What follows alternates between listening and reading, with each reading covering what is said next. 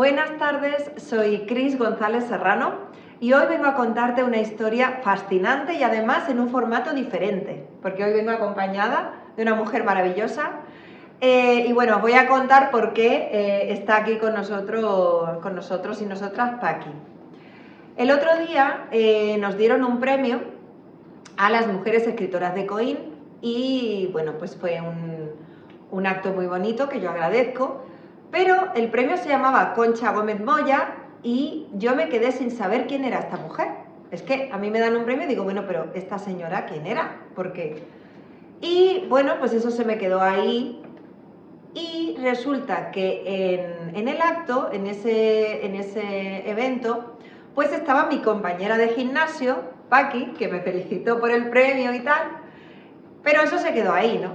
Entonces luego en el gimnasio, como nos vemos todos los días, pues me dice, oye, ¿tú sabes que yo inauguré, yo creé ese premio? Digo, ¿qué me dices? Dice, sí, digo, ¿y quién era Concha Gómez Moya?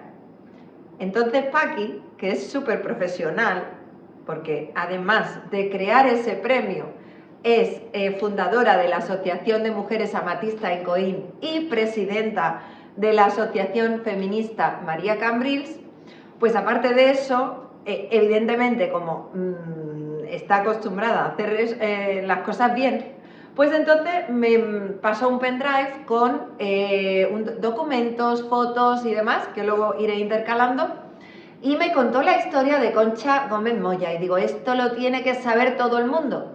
Primero, porque es una mujer de Coín, de mi pueblo.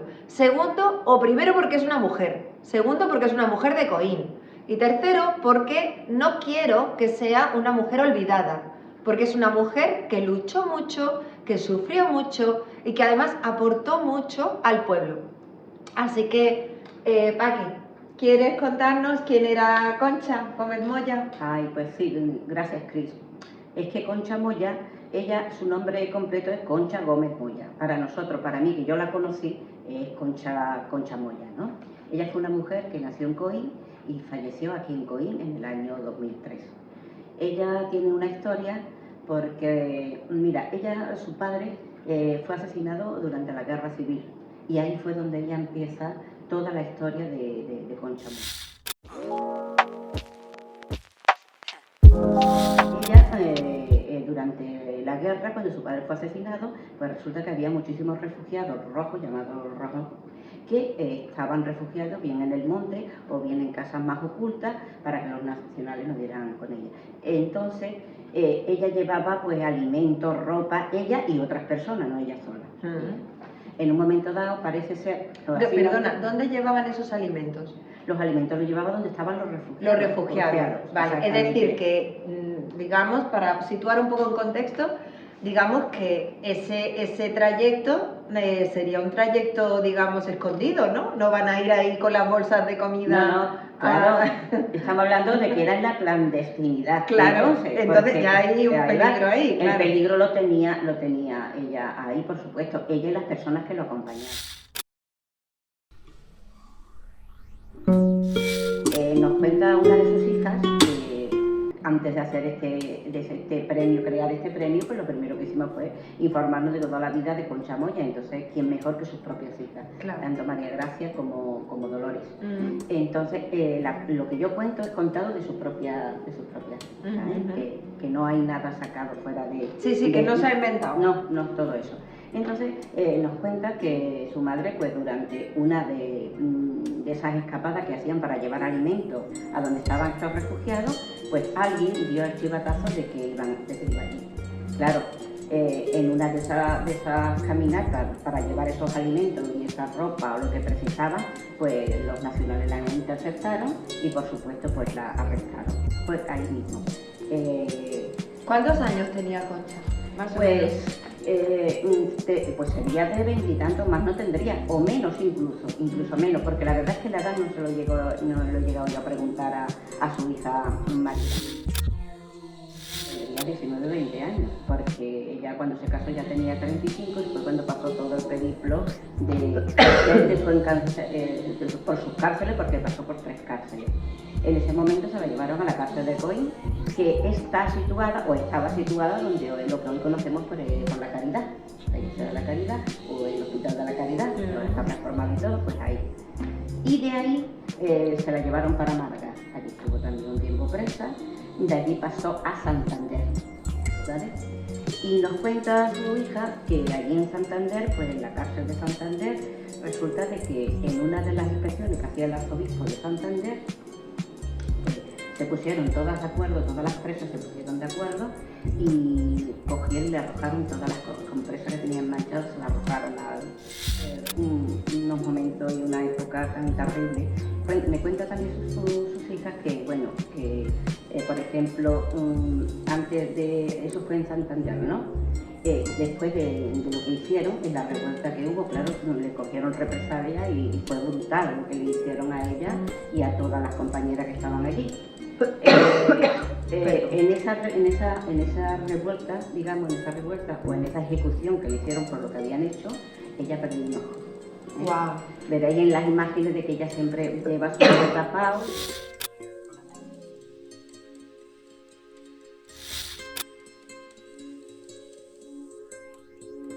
Sucedió allí en la cárcel de Santander, de la brutalidad y de las vejaciones que sufrió y sufrieron sus compañeras. Estaba ella durante, bueno, por lo menos yo la conocí así, con su capa y su ojo ahí tapada. Sus hijas me hablaban de que ella era muy coqueta y siempre lo llevaba ahí tapaditos, ¿no? ¿Tú te imaginas en aquella época llevar unos así, ser lo que ella hizo en una sociedad entonces tan machista, tan patriarcal, mucho más que sufrimos ahora, todo lo que esa mujer tuvo que pasar? Bueno, te quiero contar también que después de la revuelta que hubo, a ella la enviaron a Huelva, ¿no? No, a Gran Canaria, al Pila de Gran Canaria. Sí, a Gran Canaria. Bueno, a ella cada vez fue sentenciada a muerte 3 veces. ¿Se salvó? Se salvó las 3 veces. Cuenta a sus hijas que ella le contaba a su madre que cada vez que le venía una sentencia de muerte se le retiraba la regla, ¿no? Se le iba la regla, claro. Del pánico, del miedo. Y del miedo que pasaba. Claro. También hubo otra gran mujer ahí, que era su madre María, que luchando y escribiendo las cartas que entonces escribía a los nacionales, de que ella no tenía delito de sangre y de súplica de que no la sentenciaran a muerte. Y bien, creo que aquí surgió efecto, pero no de la noche a la mañana. Su madre luchó ahí bastante para que a Concha no la ejecutaran. Y pues se pasó allí muchísimos años. Ella estuvo desde el año 1936 hasta 1940, ya verlo, porque no quiero daros cifras, desde el 36 hasta 1943. Allí transcurrió su vida. O sea, presa. 7 años, ¿no? Exactamente. Estuvo presa. 7 años presa por haber llevado comida. Comida, porque ella lo único que hacía era llevar a los que estaban refugiados, estaban escondidos, bien en el monte o bien donde estaban, ¿sabes? ¿Y qué te puedo contar más de ella? Bueno, una cosa también muy importante, porque cuenta que durante su estancia en la cárcel, pues resulta de que ella se arrimaba siempre a las mujeres más formadas. De ahí ella era una mujer muy progresista. Se arrimaba a las maestras, las abogadas, las médicas que estaban allí, que eran las que llevaban todo. Ella dice que siempre estaba con ella, y de allí aprendió ella el amor a la escritura y el amor a la poesía. Se me pone lo bello de punta, porque le encantaba la poesía. ¿Sabes? Era una mujer para su tiempo y aprendió de ella, de esas mujeres, compañeras suyas presas. Era el 1900 y pico cuando pudo entrar una mujer a la universidad aquí en España. De todas maneras lo miraré. Pero evidentemente también las mujeres de clase, digamos, más pobre o más, pues no podían. Te podría seguir contando, por ejemplo, ella cuando ya consiguió, digamos, la libertad, que por fin, pero tardó 2 años, le quitaron, vamos, que podía quedar libre, pero hasta los 2 años su madre no concibió que realmente fuera escarcelada. Que tardaron 2 años en darle el indulto. Exactamente. Y luego ella no vino directamente a Coín, se fue a Algeciras. Y fue allí en Algeciras donde conoció a su marido, a Rafael. también perseguido por el régimen franquista, también el hombre sufrió la cárcel, y me cuenta su hija Mari que su padre realmente, sin beberlo ni comerlo, sino que estaba en un lugar donde se hablaría de entonces, del tema de libertad, de lo que fuera, que el hombre fue también encarcelado. Y a los 2 años, 2 años de estar allí, pues ya volvieron a. Entonces también le pregunto yo también a Sonia que como ese trayecto y todo eso, de estar aquí en Coín, dice que ella que tenía a su madre a medias, era así. Dice porque una media de Concha era mi madre y la otra ella lo vivía de los recuerdos tan amargos de lo que ella había vivido. Eso no se puede borrar, ni lo podía borrar. Entonces lo cuenta también Marín, me lo cuenta con esa amargura, ¿no? De parte de su madre. Ella dice que en sus ratos libres pues, le gustaba escuchar la radio pirenaica, ¿vale? Entonces en ese tiempo todo era clandestino y la radio pirenaica era una radio clandestina. Ella la tenía, lo escuchaba con otros compañeros de aquí de Coín que también habían vivido los campos de concentración y el exilio muchos años fuera de aquí de España. Y ese era su buenos ratos escuchando porque le interesaba, como era una mujer, yo consideraba una mujer progresista para su tiempo, quería saber qué pasaba en el exterior, qué estaba pasando fuera de nuestra frontera y fuera del régimen de Franco aquí en Coín.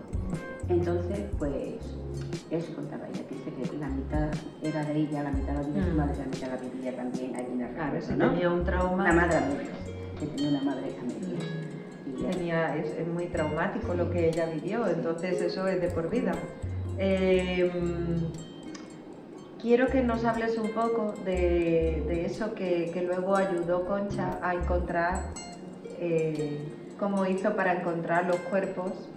El lomo de patatas, que era llamado así. Sí. ¿Vale? Pues Y que las familias pudieran honrar a sus muertos. Pues en aquel momento no se podía hacer nada todavía, digamos que no había llegado todavía lo que era la democracia, y Concha pues vivía aquí en Coín pues todo más oculto, no era una mujer que pudiera expresarse libremente ni nada como ni ella ni ninguna. Ni ninguna, ¿no? Ni ella ni ninguna. Entonces me cuenta su hija Mari que le contaba a ella que dice que una noche cuando ella salió, fíjate qué coincidencia, qué cosas, ¿no? Pues dice que escuchó, pasando ella por la calle, porque escucha al sepulturero y ella se para y casi se esconde, ¿no? Para escuchar lo que el sepulturero estaba diciendo. Y el sepulturero venía de haber echado en una fosa a los fusilados de aquí de Coín, muchas personas fueron fusiladas y fueron al cementerio, como tú sabes, las típicas fosas. Fosa común. La fosa común es donde se echó. Ella se quedó con eso, ¿sabes? Lo guardó durante mucho tiempo. Y entonces ella sabía dónde estaba y ella y otro grupo de personas, que no doy nombre porque me estoy centrando en Concha Moya, que quiere decir que ahí había más personas, ¿eh? Pero como estamos contando la vida de Concha Moya, yo me centro en ella. Entonces, como sabía dónde estaba, pues hicieron como un lomo que le llamaban los de fuera o los que no querían eso, el lomo de patata, como el lomo que es de patata, y todas las familias y ella en particular, pues lo tenían cuidadito aquel lomo, donde sabían y le tenían señalado dónde estaban los fusilados, ¿no? Porque ella iba anotando también los nombres, ¿no? Sí, ella lo tenía todo muy bien anotadito. Y los nombres de las personas que estaban ahí enterradas. Ah, exactamente. ¿Y cómo sabía eso Concha? ¿Cómo sabía los nombres de las personas? Porque el pueblo más o menos se conocía quiénes habían desaparecido, vale, que no aparecían, y yo supongo que ahí donde ella calculaba que estaban las personas que había. Ya cuando ya llegó la democracia, pues entonces ella consideró que ya era el momento de darle una sepultura digna a todas estas personas. Claro. Y entonces con su libretita, pues dice que iba a la casa de los familiares que sabía que estaban allí en la fosa y iba pidiendo dinero. Y toda su intención era hacer una sepultura digna para honrar a su muerte. Y bueno, cuenta también que cuando llamaba a la puerta y algunos pues le daban su ofrecida y otros pues le daban por casa, no querían saber nada de eso, ¿no? Hay muchos hombres ahí, mujeres que estuvieron para que el monumento que actualmente conocemos de los caídos en el cementerio de Coín, pues lo hicieron.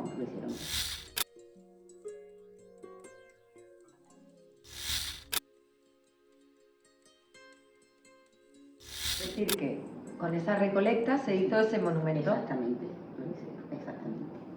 Quiere decir que ella, como ya te he dicho, era una mujer progresista. Ella no militó nunca en ningún partido, también quiero dejarlo claro, no era militante, pero era una mujer que era progresista, por supuesto. Y bueno, más o menos pues esta es la historia que yo conocí de Concha Moya. Entonces, siendo yo secretaria de Igualdad de la Agrupación Socialista de COIN, pues lo propuso a la que era entonces la secretaria general, que era Inmaculada Agüera, y a las compañeras que teníamos en aquel momento, en las que me apoyaron y dijeron que adelante, que ese homenaje había que dárselo y tener un reconocimiento para todas las mujeres, ya no solamente de COIN o de fuera, que en un momento dado hicieron algo, no solamente ya por las mujeres, sino también por la democracia en este pueblo y en este país, en este caso. Y de ahí se fue haciendo. Actualmente, pues... ¿Cuántos años hace de eso? Pues eso fue antes de la pandemia, porque cuando llegó la pandemia ya se tuvo que cortar y ya se cambió de secretario general y todo, y bueno, ya quedó otro grupo y yo ya me quedé también más fuera, pero vamos, que la actual secretaria, como nuestro secretario de organización, pues está. Yo te lo agradezco porque siguen con este homenaje que creo que dignifica no solamente a una agrupación, sino que dignifica a las mujeres y sobre todo que el nombre de Concha Moya no se ha olvidado. Claro. Bueno, pues esa es la historia, ¿no? Lo que es la vida. Que ahora resulta que mi compañera Esterilla, que había creado, es que es muy fuerte, que había creado este premio, me lo dan a mí y nos encontramos allí. Y entonces, y yo no sé quién es Concha Gómez Moya, y digo, pues esto hay que contarlo. Y entonces por eso hemos venido aquí. Muchas gracias, Paqui. A ti, Cris, por traerme y por recordar realmente que fue la historia de Concha Moya, contada por su hija, Quiero que conste también y darle las gracias no solamente a Dolores, a Lola, que la conoce como Lola, y a Mari Gracia, que es Mari de Juan Pedro. Mari de Juan Pedro, de toda la vida. De toda la vida, vamos. Lo que yo he hablado, contado de sus propias hijas. Después hay muchas más historias del monumento y de todo, pero yo me he centrado en lo que era la historia de Concha Moya. Bueno, pues si queréis que contemos más historias, yo secuestro a Paqui, así que si queréis que hagamos más vídeos de esto contando historias, poned comentarios abajo, por favor, dadle like, todo esto es un esfuerzo, ella ha tenido que venir, yo he tenido también, estaba tosiendo, en fin. Pero bueno, que esto lo hacemos súper a gusto, ¿no? Por supuesto. Así que, pero bueno, que si os gusta, pues nos motiva que le deis a like, lo compartáis y nos comentáis cositas, ¿vale? Así que, bueno, chao, próximo vídeo prontito.